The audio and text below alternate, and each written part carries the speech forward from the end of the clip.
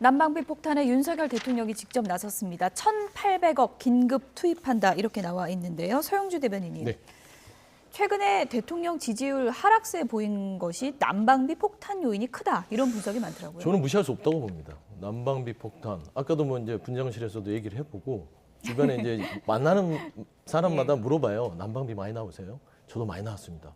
어떤 분은 막 3배, 4배 나왔더라고요. 뭐 2만 원 내던 분이 10만 원도 되고 10만 원 되던 사람이 22만 원씩 내고. 이거는 현실입니다. 그러니까 결국에는 가계 부담이 늘어나는 거잖아요. 돈을 많이 내는 게 아니라 가처분 소득 자체가 이미 물가도 올라서 힘들어 죽겠는데 난방비까지 재산세보다 더 많이 내는 거예요. 그런데 이 대책 자체를 정부가 고민하지 않고 왜 전 정부 탓을 하느냐. 이게 국민들은 용납하지 않습니다. 중요한 건 전 정부 탓은 나중에 하더라도 실질적으로 난방비를 내가 힘든 부분들을 정부가 같이 고민해 주나? 이런 공감 능력이거든요. 저는 그 공감 능력이 현저히 떨어졌기 때문에 이게 저는 반영이 됐다고 봐요. 지지율 하라고 그래요. 근데 정말 부탁드리고 싶은 것은 지금은 어떤 난방비 부분은 현실입니다. 정부는요. 그냥 생색내기로 취약계층 한 170만 가구 지원하면서는 안 돼요. 2,150만 가구입니다.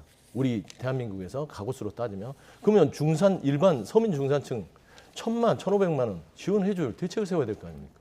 언제까지 정치적으로 싸울 겁니까? 이런 부분에서는 좀 제발 정부가 난방비에 대해서 정신 좀 차렸으면 좋겠다 생각하고 있습니다. 그래서 이제 취약계층에 대해서 1,800억 원 지원이 확정이 됐고 어제 윤 대통령이 일반 중산층 서민에게도 지원 방안을 강구하라라고 했다는데 또 재원이 드는 일인 것이고 고민이 그렇죠. 많을 것 같은데 어떻게 보십니까? 그렇습니다. 일단 재정이잖아요. 재정 지금 1,000조에 지금 우리가 달하는 국가부채를 갖고 있습니다. 일단 민주당에 제가 하고 싶은 말은 반성부터 하고 비판해라.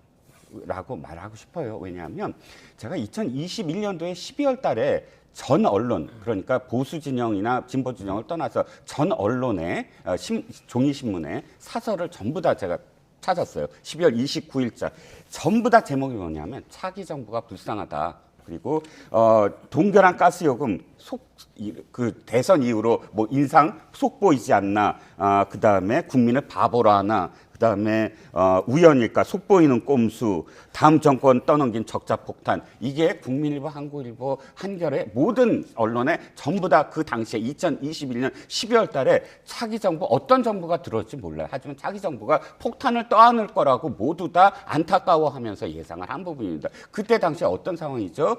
2021년에 이미 러시아 우크라이나 전 때문에 시작된 그런 에너지 난 때문에 가스 공사가 8차례나 이거 인상하지 않으면 안 됩니다라고 요청했음에도 불구하고 대선이라는 그런 선거 매표 때문에 그 당시에 그냥 넘겨버렸어요. 그것이 당시에도 계산이 나옵니다. 이 차기 정부가 1년, 2년 후 러시아 우크라이나 전이 끝나지 아니하면 지금보다 50% 내지 뭐 7, 80%로 계속 그 난방비가 오를 수밖에 없다라는 겁니다. 그렇다면 그때 당시에 그렇게 언론이 비판을 하고 야당이 이거 위험하다 조금씩이라도 올려서 완충을 해라라고 했는데도 불구하고 이렇게 폭탄으로 떠넘긴 그런 정부의 정당이 지금 와서 이 현 정부를 비판하는 건 저는 일단 반성부터 하고 이야기를 하라는 겁니다. 짧게 좀 얘기해도 될까요? 짧게 할게요. 짧게. 이거는 가스요금에 대해서 이 상식이 없는 얘기입니다. 정부가.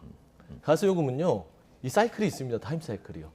예를 들어서 이명박 정부 때, MB 때요. 이명박 정부 때 2008년부터 13년까지 가스공사의 미수금이 6조 원에 달합니다. 이유는 뭐냐면 세계적으로 고금리가 왔고 그다음에 국제 유가 급등이 합니다.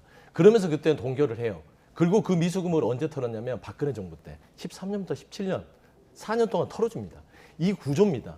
문재인 정부 하는 거에 왜 답답하냐면 우리 코로나 잊었습니까? 코로나19 때 얼마나 힘들었습니까? 모든 공공요금 동결할 수밖에 없었어요. 오죽했으면 국가가 채권을 발행해서 국민들한테 100만 원씩 몇 번 나눠줬습니까?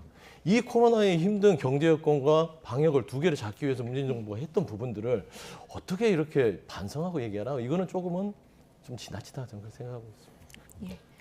뭐 1,800억을 긴급 투입했다고 해도 서민들의 고통을 다 해결하기는 터무니없이 작은 액수이기 때문에 근본적인 해결책을 좀 찾아야 되는 시점이 아닌가 싶은데요. 지금까지 이종훈 시사평론가, 서영주 더불어민주당 상근부대변인 두 분이었습니다. 고맙습니다. 감사합니다.